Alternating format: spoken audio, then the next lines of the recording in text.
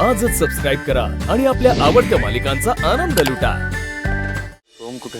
सोहम, बबलू आणि तारा तिघांना आम्ही आउट हाऊस मध्ये लॉक केले. या माझ्यासोबत.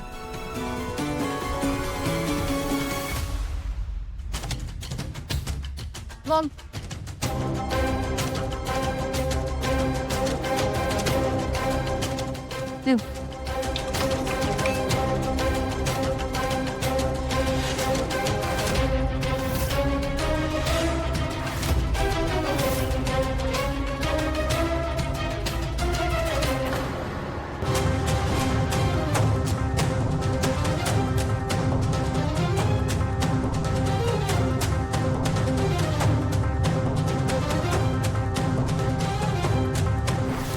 व्हॉट?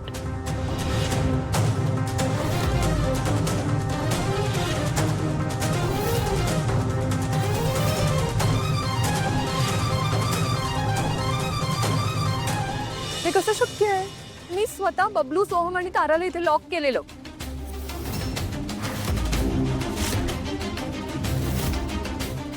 नीट बघायचं ना.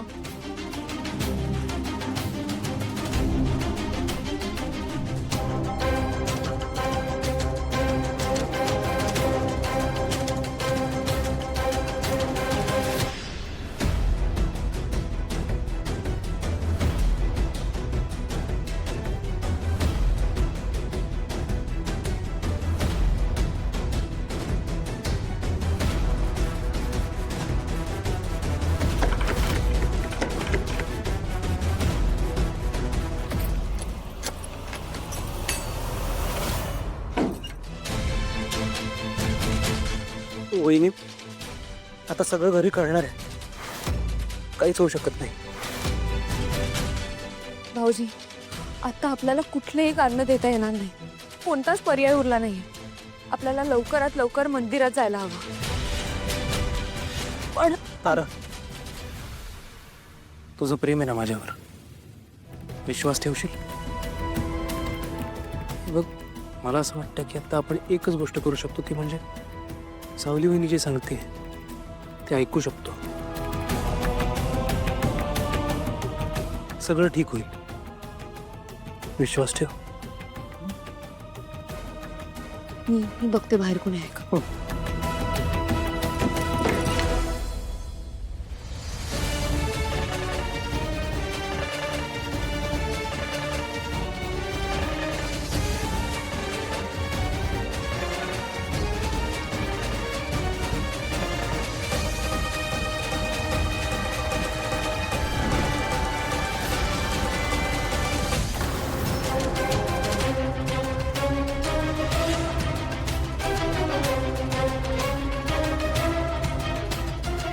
काय ग? नाही आहे ते आत. पण मी खरंच सांगते, मी स्वतः त्यांना इथे लॉक केलेलं. अस्मी होती. बोल ना.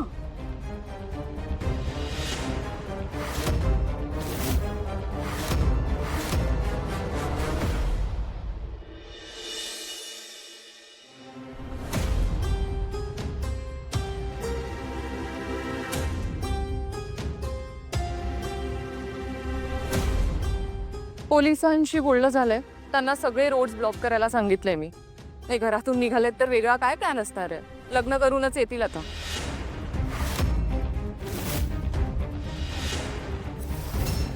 पोलीस?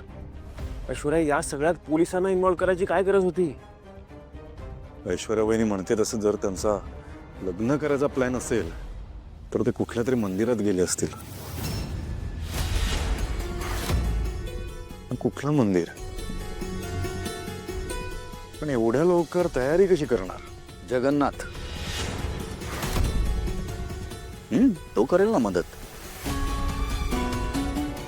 तसंही आपल्या घराच्या वाईटावर टपलेलाच आहे आणि त्याला असे भरभरून लोक मिळतात ज्यांना तो मदत करतोय. हो की नाही बाबा? हा, म्हणजे त्याला जर आपल्यापैकी कोणी कळवलं असेल तर तो नक्की मदत करेल. कसं आहे ना आई, ही कोण रे मुलगी? हा, तारा. तारा तिला ऐन हळदीच्या कार्यक्रमातनं पळवून नेली ना त्यांनी. म्हणजे हे सगळं जगन्नाथच करू शकतो, नाही का? आणि जर का जगन्नाथ ह्या प्लॅन मध्ये इन्व्हॉल्व्ह असेल तर त्याच्याकडे मदत मागायला एकच व्यक्ती जाऊ शकते ना, ती मूर्ख मुलगी. नाही ऐश्वर्या, मला वाटतं आपण एवढ्या लवकर डिसिजन नको घ्यायला. मग कधी घ्यायचा निर्णय वहिनी? आणि सावली असं काही मला विचारल्याशिवाय नाही करणार. तिला जर असं काही करायचं असेल तर तिने माझी परवानगी घेतली असती. माझा विश्वास आहे सावलीवर.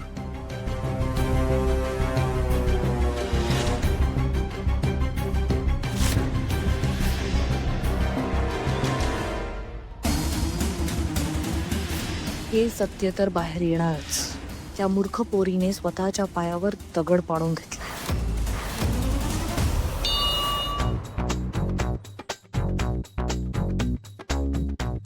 अरे सोहम तारा चेहरे का बनले तुमचे? अरे बापा मॅनेजमेंट बघ, बबलूची अरेंजमेंट बघ.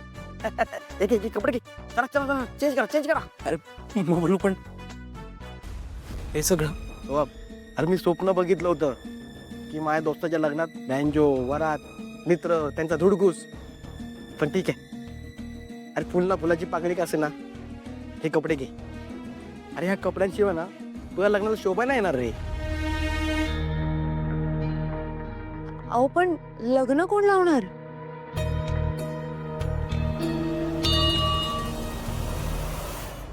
देवा, पोरांवर बारीक लक्ष ठेवा.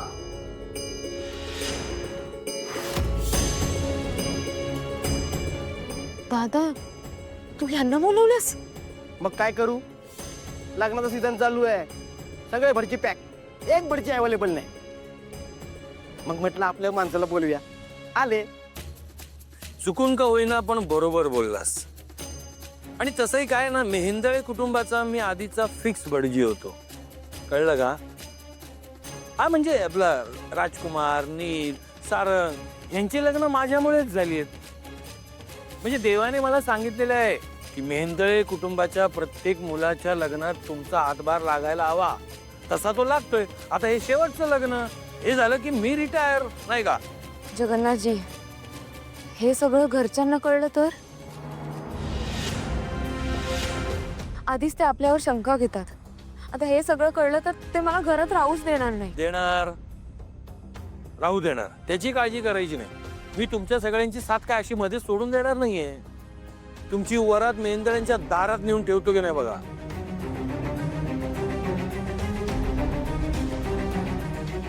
सगळी तयारी केली मी, काळजी नाही करायची.